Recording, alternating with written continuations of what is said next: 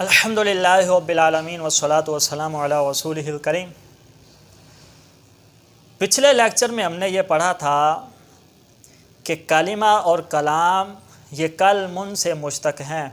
یہ موقف بعض علماء نحو کا ہے اور پھر ان کے دلائل بھی پڑھے۔ اس لیکچر میں ہم پڑھیں گے جمہور علماء کرام کا موقف کیا ہے۔ جمہور علماء کرام کا موقف یہ ہے کہ کلمہ اور کلام یہ کل من سے مشتق نہیں ہے۔ جمہور علماء کرام کلمہ اور کلام کو کل من سے مشتق نہیں مانتے، کیونکہ اگر کلمہ اور کلام کو کل من سے مشتق مانے تو اس میں چند خرابیاں لازم آتی ہیں، وہ خرابیاں ہم نے سمجھنی ہیں۔ کلمہ اور کلام کو کل من سے اگر مشتق مانے تو پہلی خرابی یہ لازم آتی ہے کہ مشتق منہ اور مشتق کے معنی میں مناسبت بعیدہ کا ارتکاب کرنا پڑتا ہے۔ اب یہ مناسبت بعیدہ کیا ہوتا ہے، اس کو سن لیجئے، سمجھیے۔ دیکھیں دو طرح کے لفظ ہوتے ہیں، ایک لفظ کلی ہوتا ہے اور ایک جزئی ہوتا ہے۔ کلی لفظ وہ ہوتا ہے جس کے اندر بہت زیادہ افراد ہوں، جیسے انسان، یہ لفظ کلی ہے کیونکہ اس کے اندر بہت زیادہ افراد ہیں، زید، عمر، بکر، فخر، یہ اس کے افراد ہیں۔ اور جزئی جو ہے نا، کلی کے افراد میں سے ہر ایک جزئی ہوتا ہے۔ اب انسان کلی ہے، اس کے بہت زیادہ افراد ہیں، زید، عمر، بکر، اور جو زید ہے یہ زائد جزئی ہے۔ جزئی وہ ہوتا ہے جو کسی کلی کے تحت داخل ہو، تو یہ انسان کے تحت داخل ہے، یہ جزئی ہے۔ تو جو لفظ کلی ہوتا ہے وہ کلی لفظ بول کر آپ تین معنی میں سے کوئی ایک معنی مراد لے سکتے ہیں۔ مثلا انسان کا معنی ہے حیوان ناطق، جاندار بولنے والا، تو انسان بول کر آپ حیوان ناطق پورا معنی بھی مراد لے سکتے ہیں، اسے کہیں گے معنی مطابقی۔ اور انسان بول کر آپ آدھا معنی بھی مراد لے سکتے ہیں، فقط حیوان یا فقط ناطق، اسے کہتے ہیں معنی تضمنی۔ اور انسان بول کر آپ یہ معنی مراد نہ لیں بلکہ ایک تیسری شے مراد لیں جو انسان کے معنی میں داخل نہیں ہے لیکن اس کو لازم ہے، جیسے قابلیت علم۔ تو انسان بول کر اگر آپ قابلیت علم مراد لیتے ہیں تو اس کو کہتے ہیں معنی التزامی، کہ یہ معنی میں داخل تو نہیں، اس سے خارج ہے۔ تو انسان کا معنی تو حیوان ناطق ہے، تو قابلیت علم یہ حیوان ناطق کو لازم ہے۔ اسی طرح کلام کا معنی ہے ما تضمن کلمتین بالاسناد، یہ معنی مطابقی ہے۔ اور کلام کا معنی تضمنی کیا ہے؟ ما تضمن کلمتین، بس اسناد نہیں کہنا۔ اور کلام کا معنی التزامی کیا ہے؟ زخمی کرنا۔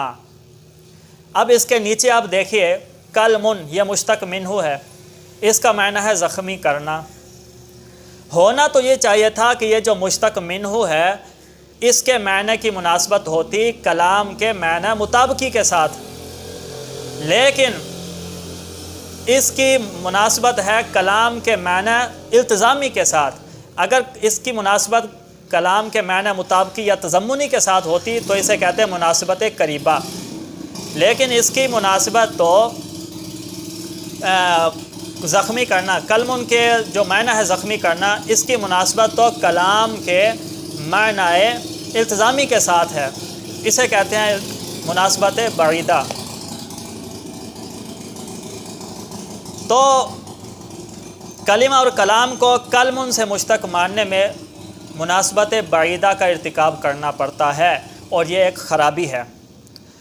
دوسری کلمہ اور کلام کو کلمن سے مشتق ماننے میں خرابی یہ ہے کہ دیکھیں بھئی، کلام تو زخمی کرتا ہے، مناسبت بعیدہ چلو کلمن اور کلام میں ہوگی، کلمہ میں مناسبت بعیدہ بھی نہیں ہوتی، کیونکہ میں اگر کسی کو کہوں خبیث، میں اگر کہوں خبیث تو سننے والا کہے گا پتہ نہیں کیا کہہ رہا ہے، خبیث کس کو کہہ رہا ہے، وہ ادھر ادھر دیکھے گا۔ لیکن اگر میں کہوں تو خبیث ہے، تب جو ہے نا اس کو زخم لگے گا۔ تو خبیث ہے یہ کلام ہے اور فقط خبیث یہ کلمہ ہے۔ تو دیکھا کلمے نے زخمی نہیں کیا بلکہ کلام نے زخمی کیا۔ تو مناسبت بعیدہ بھی اگر ہے تو کلمن اور معنی التزامی میں ہے، مشتق منہ اور کلمہ میں مناسبت بعیدہ بھی نہیں ہے۔ تیسری جو خرابی ہے وہ یہ ہے کہ کلام بھی دو قسم کے ہوتے ہیں، اچھا کلام بھی ہوتا ہے، برا کلام بھی ہوتا ہے۔